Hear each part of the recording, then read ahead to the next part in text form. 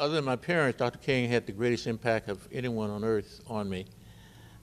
Because of him, I chose the seminary I attended, the fraternity I joined, the social activism in life, and also to be committed to nonviolence.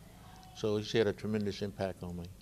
You want me to ask her? I've had a unique experience in that I attended the first March on Washington, sponsored by Dr. King. That was in 1956, when they called the prayer pilgrimage.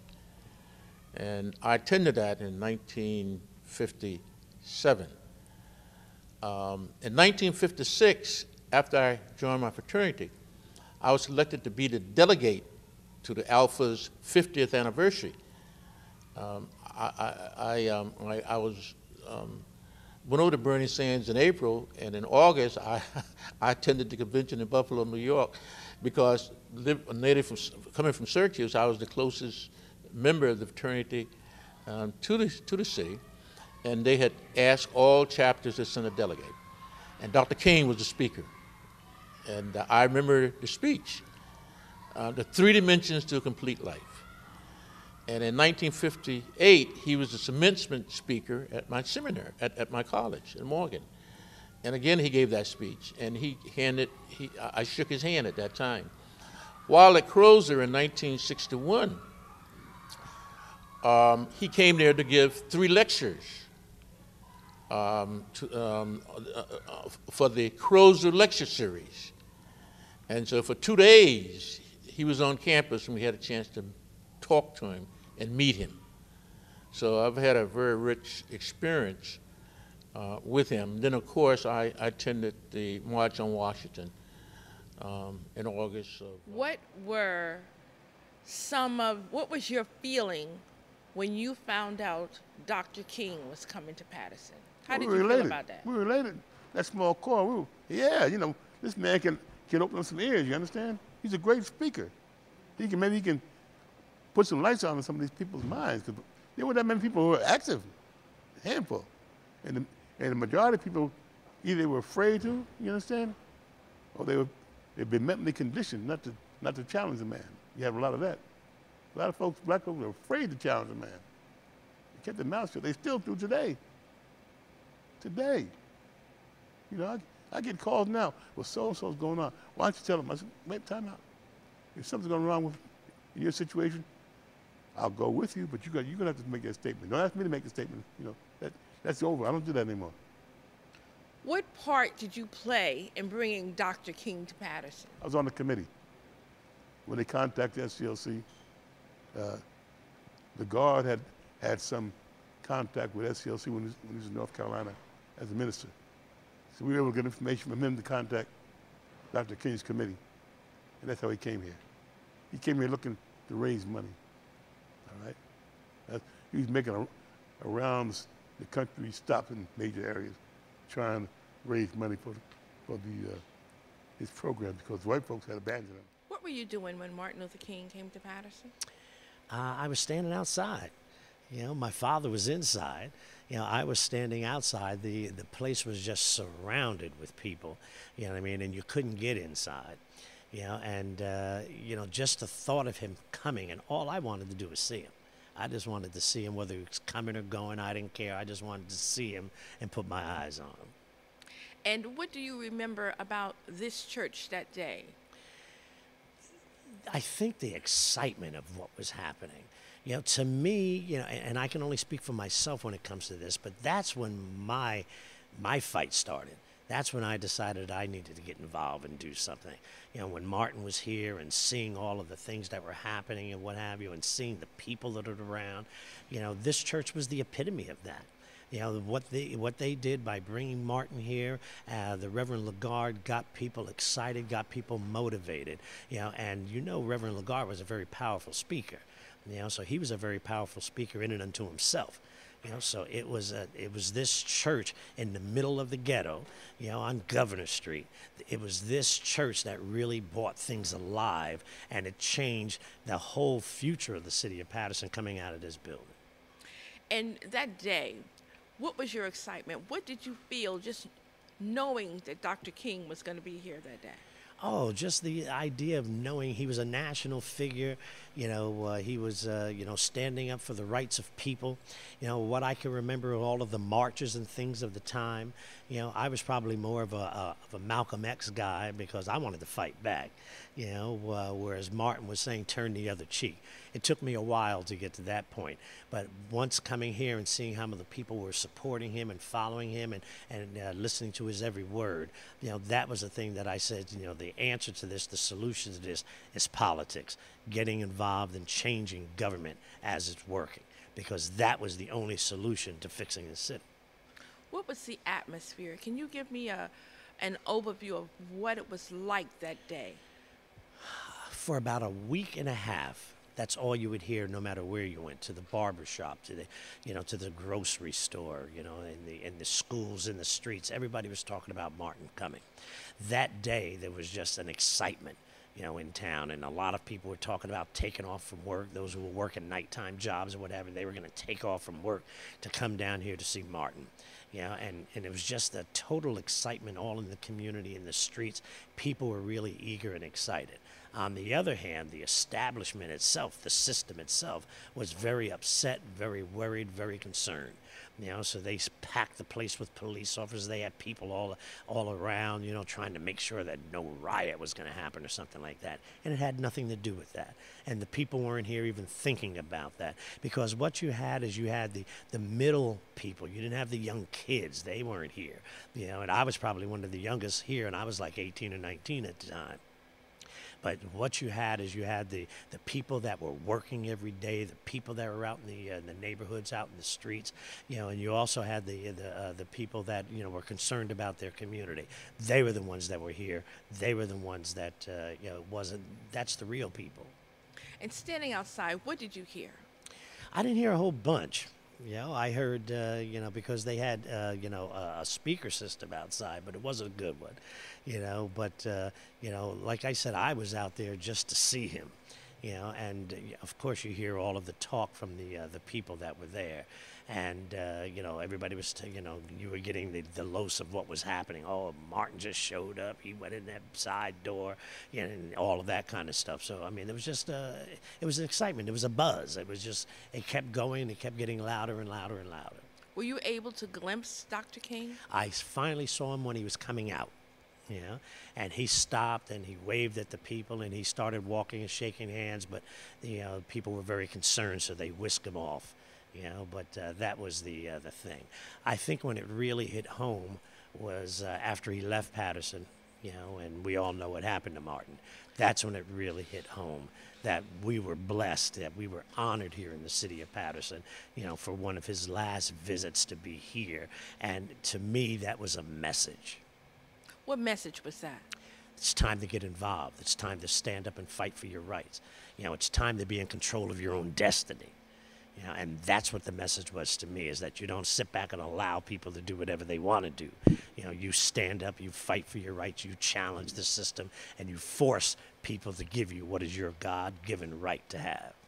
And the day Dr. King left Patterson, what was the emotion? What was the feeling of the crowd? Oh, goodness. They followed him. They were following the car. There were all kinds of vehicles that were around that were actually going to follow the car. People were walking in the path of the car and what have you. And when the people came from inside of the building and they came out and they started talking about the message, that's when things really, flurried up, because people were excited. People are full of energy, and everybody wanted to stand up and do something. 4 days later, when Dr. King was assassinated, when you learned that news, what went through your mind? What happened? The first thing I did is that, tough guy that I was, I shed a tear. I was really upset and offended by it, because I knew what it was. Racism has reared its ugly head, throughout my life. And I knew that that's what that was. That was pure racism that went out to, to do something evil to a man that was preaching nonviolence. It made no sense to me. But it galvanized my inner self, and it made me want to stand up and fight harder. You know, and that was what I got out of it after I thought about it and saw what was happening, and all of the emotion of the time and what was going through the community, through the city, was just amazing, you know, because people were just beside themselves. You know, but that kind of woke up the inner me that says, it's time, it's showtime. Well, coming from the cotton fields of South Carolina to the Silk City, hoping for better quality of life and being able to, I was raised picking cotton, actually picking the cotton in the cotton field and working the soil and working that hard in South Carolina, hoping for a better life. And coming to New Jersey, as my family thought, that it would be a much better life and we could escape poverty. And coming to New Jersey and discovering that there was a different type of poverty here. Maybe we were not picking cotton, but we certainly had to contend with poverty. And it's so important that I remember as Dr. King's work began to flourish across this country, the importance of who I am. I am somebody. I am, and he always taught that you were a child of God and that you could achieve anything that you want to achieve and be the best that you could be. It made such an impact on my life that I always work hard to reach back and to help someone else. I became the president of NAACP, and I continue in the civil rights work in this city. I have been a follower of the words and the movement of Dr. King, same with Mahatma Gandhi and other leaders, because I believe that some of the things that I recognize most about what Dr. King has said and what I believe he stands for, and the fact that we have often talked about his dream. His dream was his dream. It is our dream because we've chosen to accept it, but we should not accept it and put those opportunities, those visions, those strengths, those beliefs that we have to the side. We're supposed to internalize what he believed in, and we have to then let our dreams come forward. The interesting thing that I've told students time and time again, to dream means you're asleep.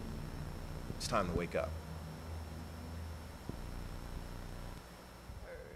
As a member of Reverend Lagarde's church, and you found that Dr. King was coming to Patterson.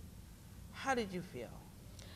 I really felt, I was really excited because first of all, I marched to Washington in 1963 with my, when he had the speech, I Had a Dream. We marched from the NAACP here on, down on Broadway at that time to Washington.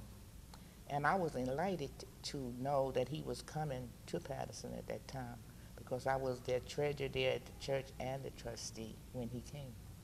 Once inside that church, with all those crowds out front and people waiting to get in, where did you sit? I sat about 4 seats back in the church. What do you remember? I remember him coming in, and he came through the back, and one of the choir members kissed him. I'll never forget that. And he looked back, he looked around like I said, oh wow, that this lady kissed him. And as he was leaving, he kissed my daughter and hugged her. I remember him saying, if you can't walk, no, if you run, run. If you can't run, walk. And if you can't walk, crawl, but keep moving. Do you remember some of the songs that they sang in that service? Mm-hmm. What We was- shall overcome, and we come this far by faith. And as you sat in your seat and you heard this powerful preacher known worldwide speak, how did you feel? I felt that Martin Luther King was God sent. I always did feel that. And the last speech that he made, that he had went to the mountaintop, I knew in my heart that the Holy Spirit had told him that it was a matter of time. No one will ever not tell me that God was directing his path every step of the way. And I was at the beauty parlor when I heard that he was, been assassinated. And I remember saying, I knew this was coming. And I said, he also knew it too.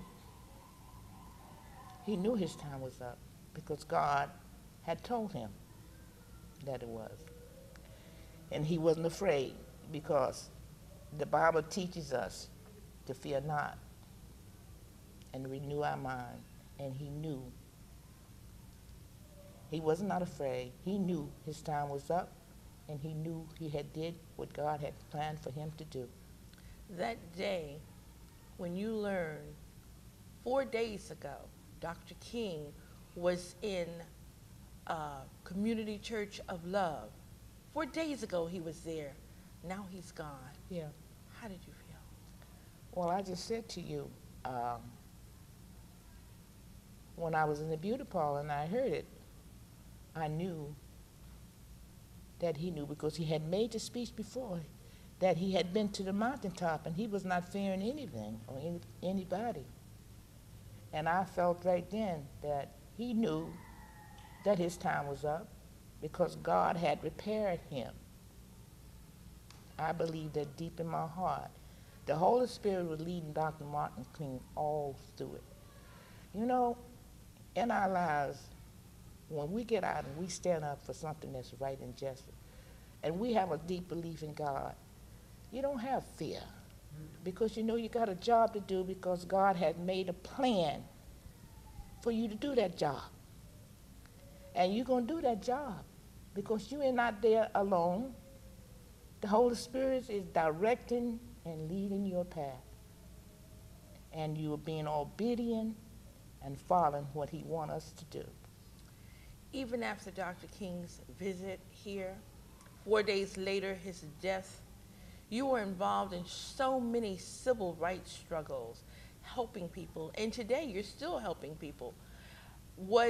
Did any of that happen because of his speech? Yes. Oh, yes. Martin Luther King really opened up black people's mind. He opened up to let them know that they were somebody and that they were God's children and they didn't have to take the world saying by who they were. He really did. He enlightened the mind.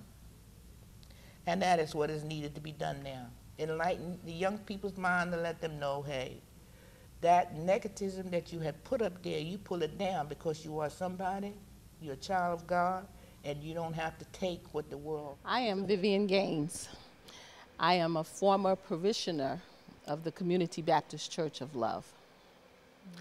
And how long have you lived in Patterson? I have lived in Patterson now 48 years. What was it like growing up in Patterson? Growing up in Patterson was quite interesting. Being that I came to Patterson in the early 60s and I lived on Governor Street and on Godwin Avenue, it was interesting that the makeup of the community was somewhat different from what it looks like right now. We went through a phase where civil rights was at the forefront, and numerous community leaders, such as the Reverend Frederick Lagarde Sr., there was a Reverend Harndorf on Hamilton Avenue. Several of them, the Reverend Bill Mason, there were several individuals that were key individuals in the civil rights movement. So as a child at that time, I was able to identify with a lot of folk in the community that were promoting civil rights for all people. What gave you the ability to identify with those people? Those people valued the youth in the community and youth programs, especially at the Community Baptist Church at that time.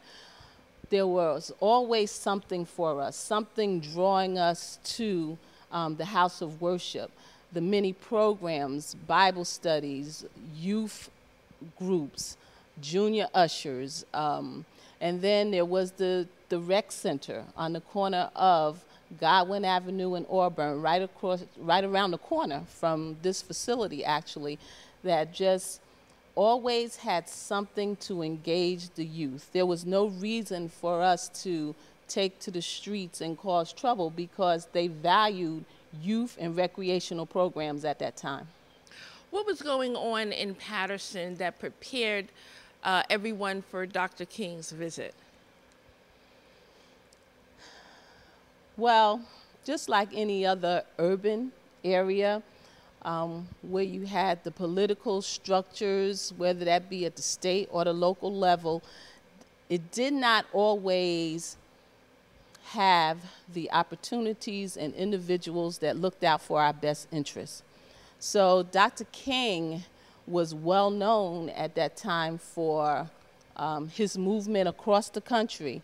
I believe at that time he left here going to work that the garbage workers movement in the South. So when he came here, everybody was waiting. It was such a sense of excitement, knowing the work that he had done, how we had gone through the March on Washington.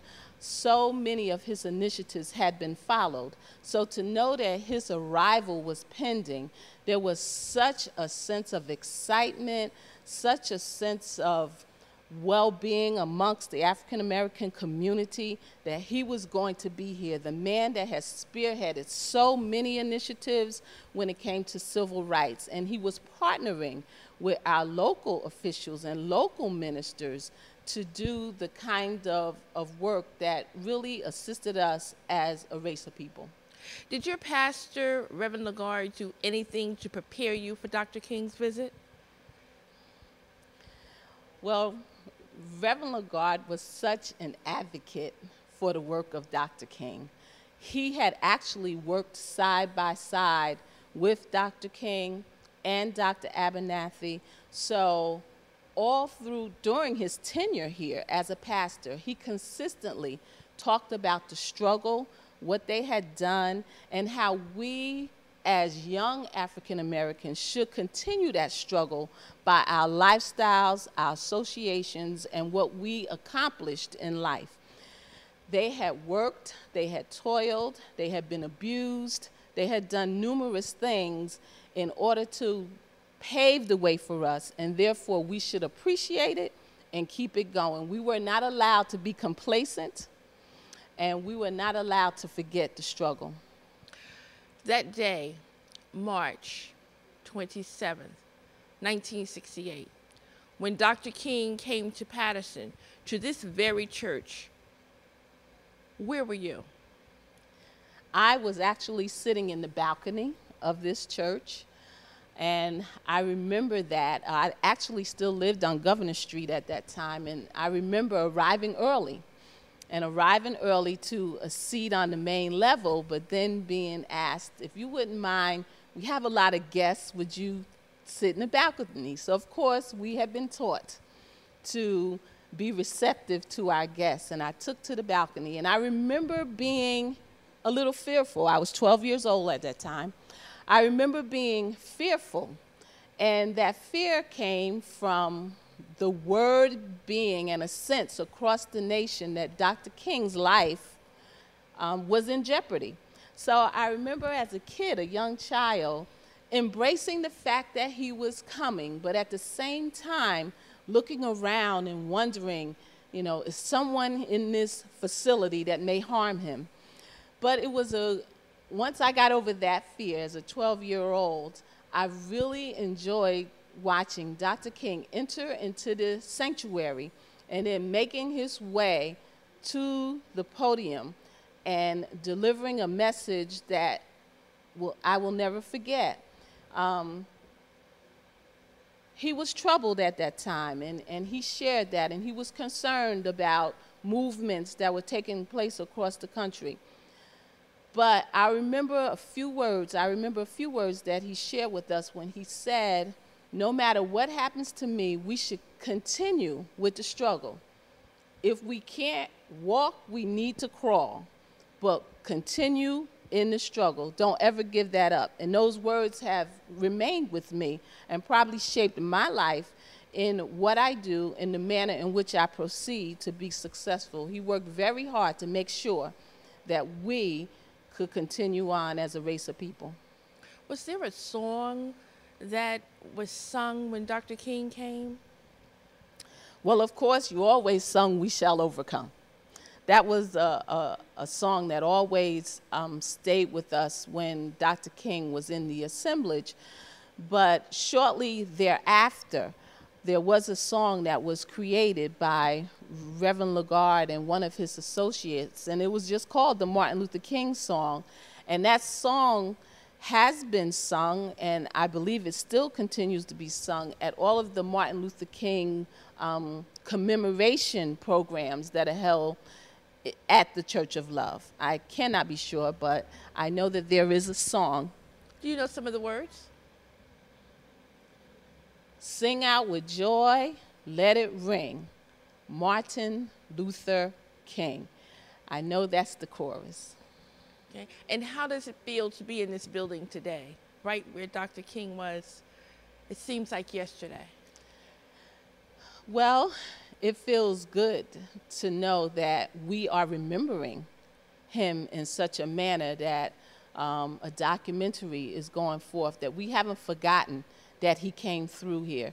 This church brings back a lot of memories for me because this was my church as a child. And to think that this church actually housed such a great man for just a little while, but the impact of his visit in Paterson will never be forgotten. Were you part of the original group that brought Dr. King to Paterson? Well, there's a lot been written about the time that Dr. King came here and why he came here. That was a group of us young fellows. It was myself, Russell Grady, a young man called Neil Morrison, Jeff Mallory, and there was a couple of other guys whose name I don't remember. We were the beginners of Dr. King coming to Paterson.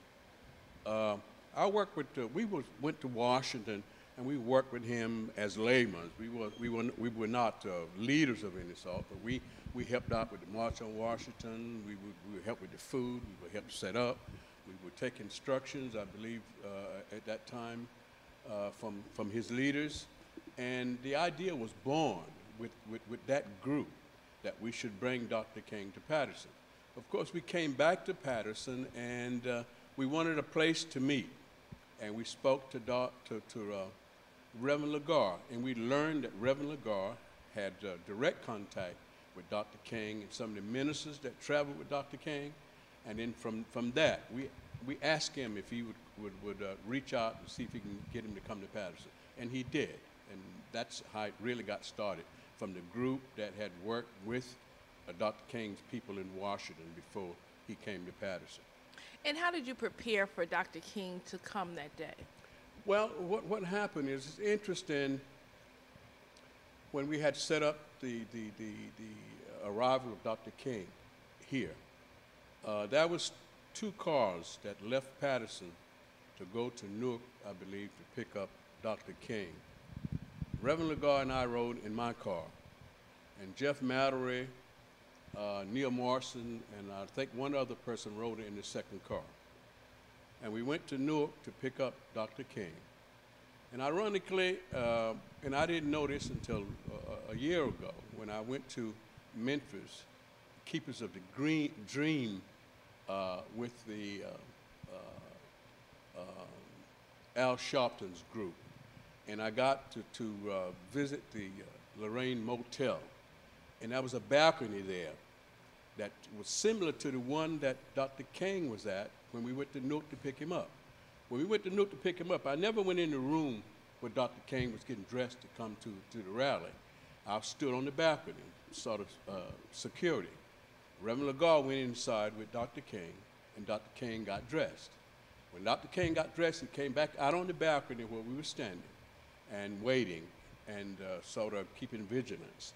And we decided what our strategy was going to be, that there was going to be 3 cars, and we always going to leave from a different way out, so people won't know which car Dr. King was in. I rode back to Patterson alone. Reverend Lagarde got in the car with Dr. King and a couple of men that was traveling with him. I don't remember their name. And Neil Morrison and Jeff Mattery rode in the third car. They was the lead car. Dr. King's car was the middle car, and I was the follow-up car. And what happened is when we arrived here at the church, naturally, the church was full, the street was full, and the first car was to come in. Those guys was to come inside the church and take up a security position. When Dr. King and Reverend Lagarde arrived, they would have come in the back door into the rectory. And then Reverend Lagarde was to come out on the stage and then start to sort of get the audience set for Dr. King to come out. I came in last, and Dr. King and I must have spent 5 or 6 minutes together, just the two of us in the back room. When I came in the room, we spoke, and I put my hand in his hand, and this is something I've never told anybody. I felt a shock that went over my whole entire body. And I passed it up as if famous man and just let it go. At that time, I really didn't understand it. There's a footage of that affair that night, or that rally that night. You would see Dr. King standing at the stage, getting ready to address the people. If you look in the door to your left, you'll see me standing there. I just had left the back room of the rectory with Dr. King with the rally. We talked about the trip that he's going to take to Memphis, that he was going to go there to support the garbage people. He was to stop in Newark briefly, he was to go back to Atlanta, and then he went to Memphis, and of course, I'm choking up a bit. Of course, we know what happened. My whole life, if I'm anything, was ever anything, was born from Dr. King's teaching. He told us as young black men, you have to get out there, you have to work, you have to make it for yourself. And my life has been very successful and very fruitful. And I have to give it to a great portion of that to Dr. King's teaching.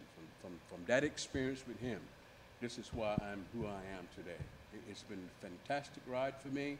I've always honored the work that he did. I always know that he played such a great part in who we are as a people today. Dr. King, he laid that foundation. I don't think we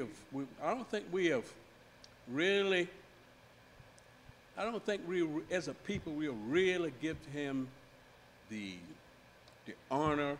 We haven't followed his instructions as diligent as we should have, but I'm saying, he taught us how to bring back a lot of changes. I just think somewhere down the line, we'll sort of let it down. I think we should look back at his teaching and sort of rekindle ourselves and be reborn again, because we still have a long way to go. We have came from a long ways. And working as a political figure, working in the urban community that was the center of where Dr. King came, how did you feel about that? He came as we were working in the community action programs, and so task force was very proactive. And so I remember that day like it was yesterday. Dr.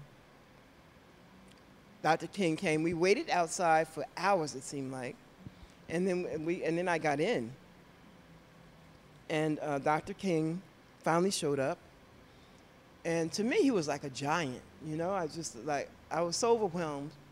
Until I really cried that day, because I just never thought I would experience it. It's like Obama being president, you know.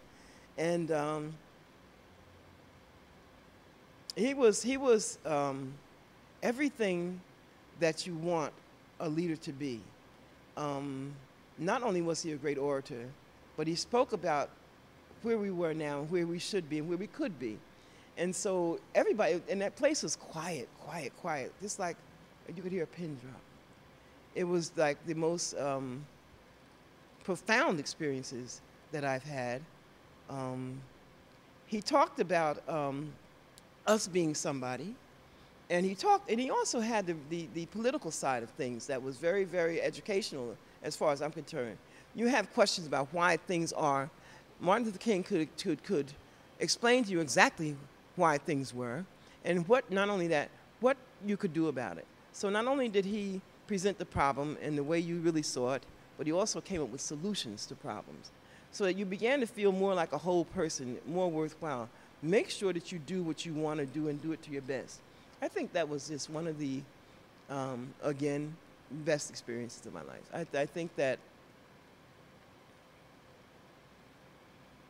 you wonder, because now you're at this age and it's years later, and you wonder, how far have we come since Martin Luther King? And that's a question I think we all should ask ourselves. Those of us who were really part of the experience, the March on Washington, Resurrection City, all those kinds of things and events, should really ask ourselves, where are we now? The report card, I think, needs to improve, but I think as long as we're alive, we have ambition to do our best for our people and for everybody, mankind, for instance, I guess. I say our people, but that's because I'm just aware of who I am. But I think that collectively, to do good for one person is to do good for a whole lot of people. So, were you able to get into the church? Yes. And hear the sermon? Yes. How was that? What? There are sermons and there are sermons. This was not a sermon. It was more of a conversation. It was really a conversation because you felt as though he was talking directly to you. And there was hundreds of people here. You really thought that he was talking directly to you.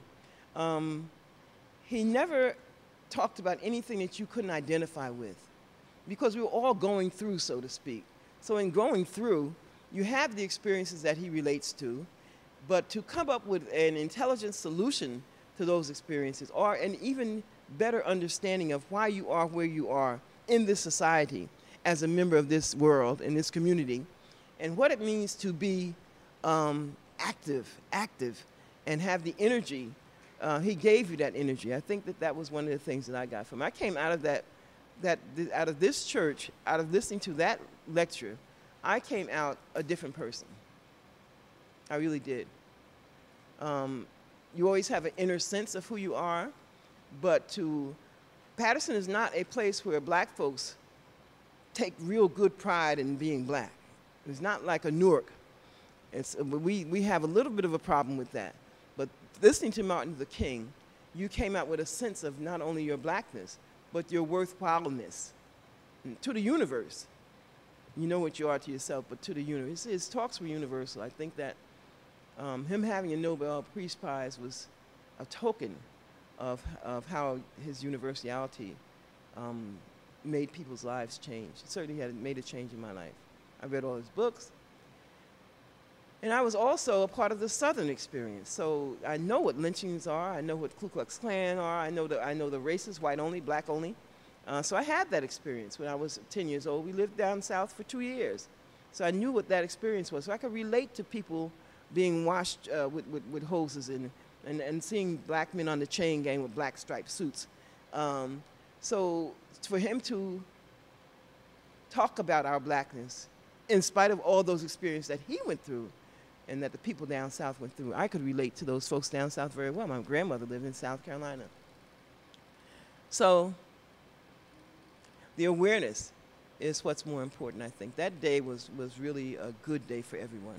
Everybody was excited. And what was the feeling in this church? How did these walls come to life when he came in here? This church is very unique, you know. This church has always had life, really. I mean, how many churches do you go into that you see a black Jesus? How many? Reverend Lagarde was unique in his own self, but always there's some parts of this church that impacted on my life. This building has always had a spirit that has been good, always. Martin Luther King just came in and made the spirit greater and more profound. But it was here at all the Reverend Lagarde had a great spirit. And so where you have that good spirit, I believe you're just going to have all good kind of stuff. Martin Luther King was supposed to be here. Reverend Lagarde was one of his soldiers. I mean, even when I was in the political process, I would go nationally to meet with other national people and council members at the national level. And many of the ministers come and say, "How's that Lagarde?" You know, so he was in the right place, Martin Luther King. The walls, if these walls could talk. But I think that if you sat quietly, if you just sat quietly sometime in this church, you would hear something. Okay. My name is Charles Council. I was assigned to the Detective Bureau that year. I had been a detective for 2 years prior to that. And as far as I know, the chief just assigned me that night that you were going to be assigned to Dr. King for the night. And that's how I got my assignment. Chief Hanna assigned me to do that.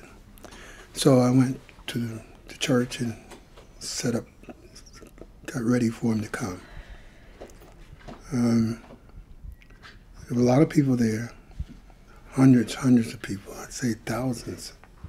And when he came to the roster, to the stand, I took over while he made his speech, and then escorted him off the stage to his car, through the crowds.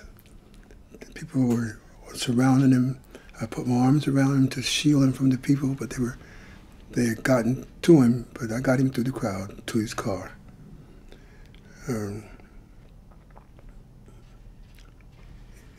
It was some night. He didn't say much, but what he did say, the crowd went wild. Pretty much the same thing. We're going to get there. Fly. If you can't fly, run. If you can't run, walk. If you can't walk, crawl. But we're going to get there someday. And the little conversation I had with him was the way it inspired me to go on to further my education. He said, you must go far as you can go. Going back to the night that King spoke, what was the crowd like? What was the mood of the people, that were in the church? What do you remember? Well, they were very jubilant. They were yelling and hollering, "Long live our King! Long live our King!" One lady reached over. I had my arm around Dr. King, protecting him through the crowd. I says, "Come on, Martin, we gotta get through this crowd, get through this crowd." He said, no, let him have me, let him have me. And one lady reached over my shoulder and kissed him. I was afraid for him. I wanted to get him out of that crowd. But they were just jubilant. People were just yelling and screaming. They were so happy to see him that he came to Patterson. Yeah. It was some night. Of course, I felt comfortable when he got out of here, okay.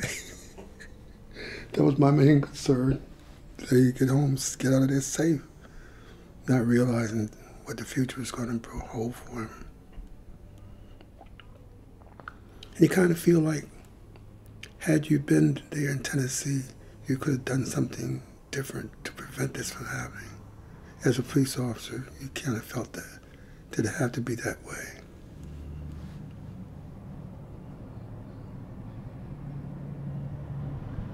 I think we would have done things different on his security. I think Patterson would have.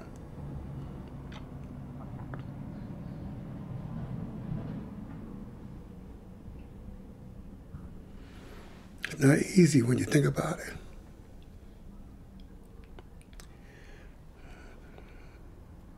Such a good man.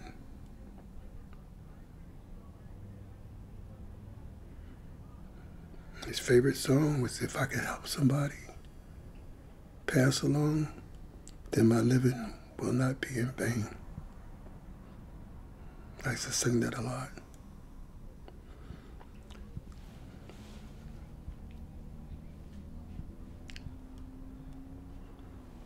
Talking about it just like it happened yesterday.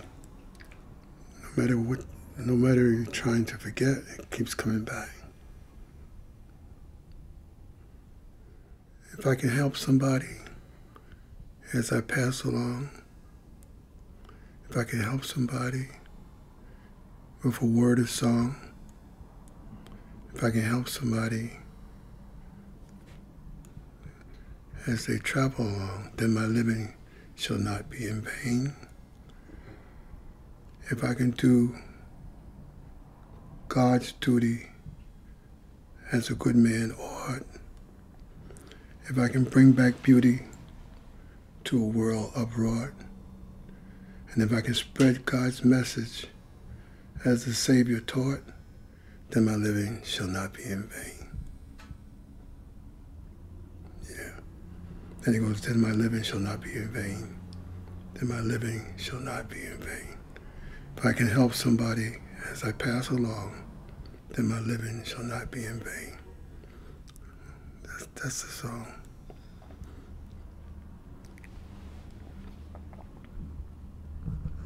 Beautiful. I've sung it many times, but Really? I just have this allergy. I can't do it now.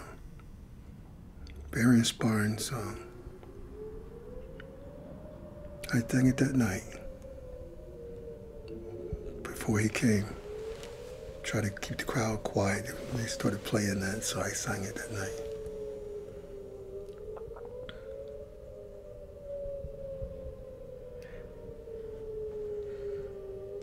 You ought to have been there.